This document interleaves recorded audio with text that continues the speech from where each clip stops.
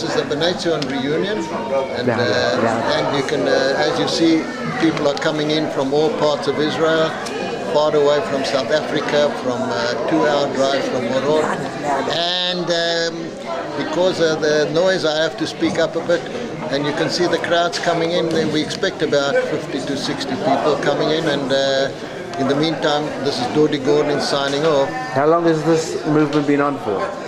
Bnei has been on, lasted 16 years in South Africa. 16 or 60? 6 years. Afterwards, a lot of Madrichim came to Israel or to Machal, and so we joined back with Habonim, and okay, I must answer the phone. Okay. Have a good. Any cartoon told me, Leon Siegel, you're 8 years old. Have a good. Any cartoon told me, Leon Siegel, you're 8 years old. Good. So how's it with you? Okay, how are you? I saw your pictures in Tivon. Ah, yes? Yep. Oh, on Sunday we're going to collect your photos. Called the show's called Me and My Environment. Yeah. So My Environment is collecting people on different type of structural faces, images. I saw the pictures. Ah, yeah? I play bridge there. Ah, yes? This is your wife, Johan?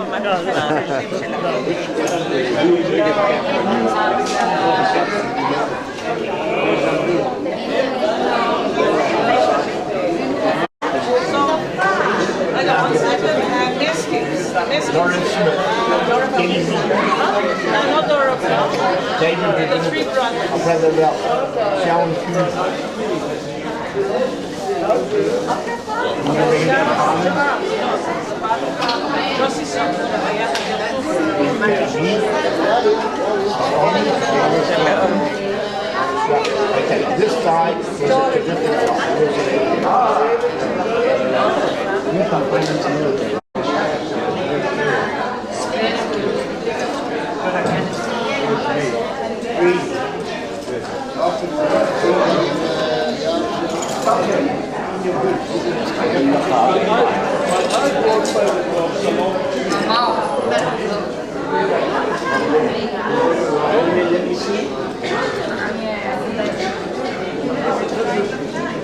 This is Bnei camp in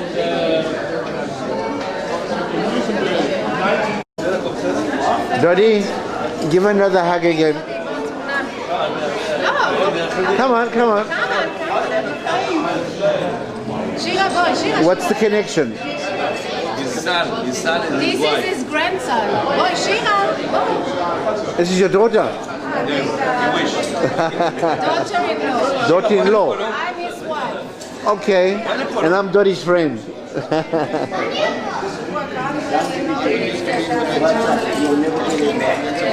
I was in YI, Bnei Zion, and Habonim. Where all the girls were. Okay. Close up of Lisa, smile. Yeah. Dodi.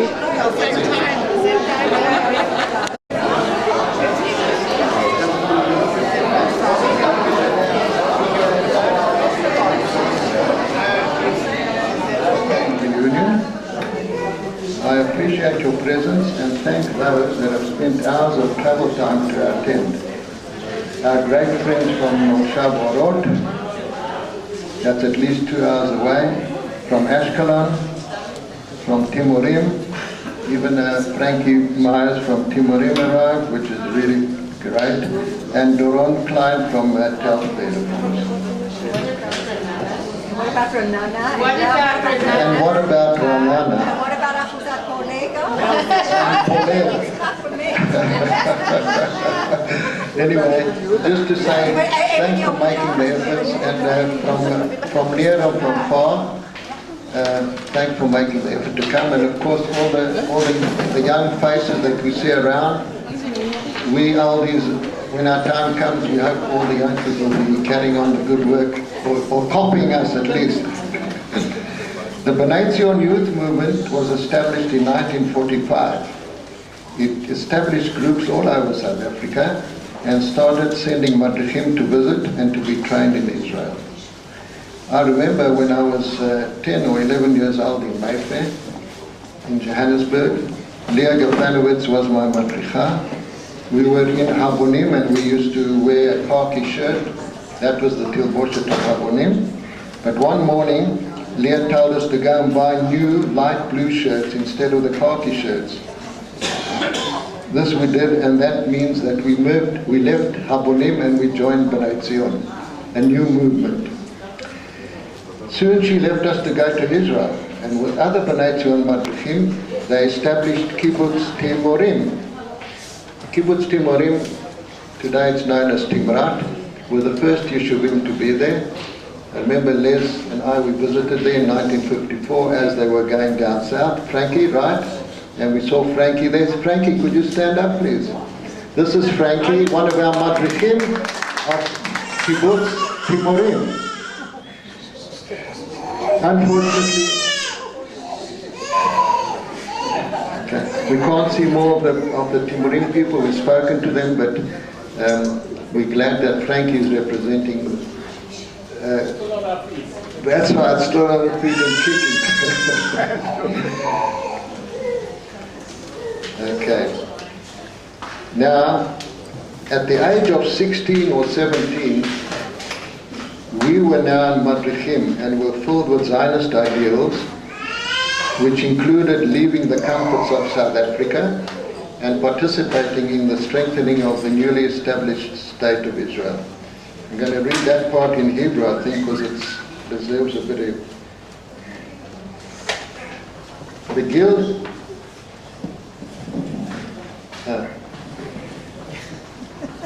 בגיל צעיר מאוד, אנחנו היינו המדריכים ומלאים ברעיונות אידיאליזם ציוניים שבין השאר כללו עזיבה חיי הנוחות של דרום אפריקה לטובת ייסוד וחיזוק מדינת ישראל המתהווה. Now I should say that over a period of a few years, more than 33 madrichim and madrichot from Bnei Zion movement volunteered to join the Machal Nachal and joined the Israeli army for 18 months. This was an outstanding accomplishment of which South African Jewry can really be proud of. גם זה אני רוצה לתרגם בעברית. לאורך תקופה של כמה שנים, יותר מ-33 מדריכים ומדריכות מתנועת בני ציון התנדבו והצטרפו לנחלאים להתגייס לצבא הישראל למשך 18 חודשים. זה היה הישג מרשים שיהדות דרום אפריקה יכולה להתגאות בה. In March 1956, I and other Bnei Zion Madrichim were in the first group of Machal overseas volunteers who left for Israel to serve in the Israeli Defense Forces. We were in the Nachal Paratroop Brigade, Gedud Chamishim. Later that year we were stationed on Kibbutz HaSolelim as part of our military training. And when the Sinai War broke out, it's Mivtza Kadesh, we participated in the war. After the war ended, we returned to the kibbutz to continue our military training. We were no longer teenagers, and although we had admiration and respect for our Bnei Zion Madrichim for the establishment of Kibbutz Timorim, we wanted to make our own special contribution to the State of Israel. So we decided to make Kibbutz HaSolelim our new home in Israel, and from that day on, members of Bnei Zion in South Africa, whether visiting or coming on Aliyah, would make their way to our kibbutz. In other words, we had Kibbutz Timorim, well then they were just before going to Moshav Shitufi, and Kibbutz HaSolelim. Now, once the South Africans arrived at Kibbutz HaSolelim, they did not shrink their responsibilities and were soon fulfilling many of the key positions on the kibbutz. Then members of the kibbutz numbered not more than 80. The South Africans started to arrive, and their presence made a big difference. I would like now to invite family and friends. No, not yet. Hang on a second.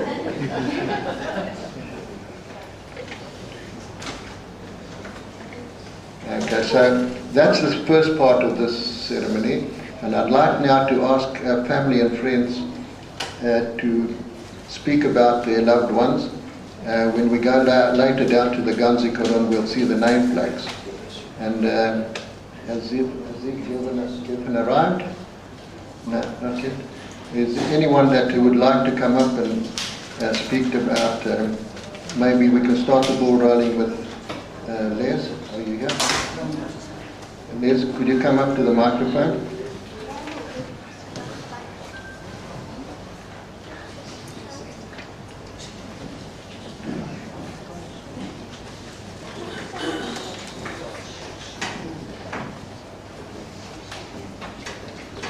Shalom lekulchem. Hi to everybody. I was asked to actually speak about two members of Bnei Zion who passed away recently, the last year or two. But before I do, I would like to just tell you in a few words only about a phone call I had last night from Toronto, Canada, from Monty Joffen. First of all, he sent us what I've been nagging him to send, his own nostalgic memories, and it's on the board there. And he asked me last night, please, to say just a few words about things that he remembers which are so important about Bnei Zion. Highlights. Well, we've all written about the highlights in different things. I'm not going to go through that again, but he wanted me to make a special tribute to Flora. Flora Bay, or now Flora Hemming, what's her name, Dori? Lemminger. He was telling me about the most wonderful memory that he has from first camp, when they printed their own newspaper called the Daily Bucket. And actually it was a lot of nonsense. It was just to try and make the kids be happy. So they used to create all sorts of nonsense stories and so on. And he says they then ran out of stories. So they went to see Dr. Levine. And they said, you're a guy that sleeps with one eye open. Can you give us any idea what we can tell the youngsters? Because they're scared of you. And he said, well, tell them to eat more so they can grow taller. And then he says, they started printing all sorts of other funny stuff, like there was a guy called, what did he say his name was? Stanley Bloch. So next day there was big news in the Daily Bucket newspaper. Stanley Bloch blogged. It was to do with the food they were getting, the pilchards that were being regurgitated every day into salmon cutlets and whatever. And the next day after that, Stanley Bloch still blocked. And then another day or two went by, and then there was a big headline in red, and it said, Stanley Bloch unblocked. Anyway, what he was saying in a nutshell, you'll read it on the board, but much of what Dori was saying about the fantastic contribution that Bnei Zion made, it became the biggest movement in Johannesburg, far surpassing Abonim, which was established 50 years earlier or more. And we have a very proud legacy of Yeshuvim that Dodi mentioned, and people that came from Bnei Zion. I don't know if we've got a final total, maybe Gidon knows, how many people from Bnei Zion, from the beginning, live in Israel today. It's an amazing figure.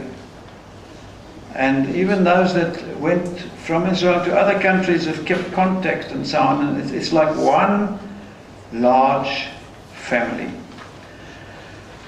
And now to just say a few words about what I was asked to speak about, two members of Bnei Zion that passed away recently. One was Alan Karpus. Now, Dori and I probably are the two that remember him better than most people, because when Dori was on Machon Lamadechai Chutzlaretz and I was on Machon Choref, Alan was our guide and we went to his house, we met his parents and so on.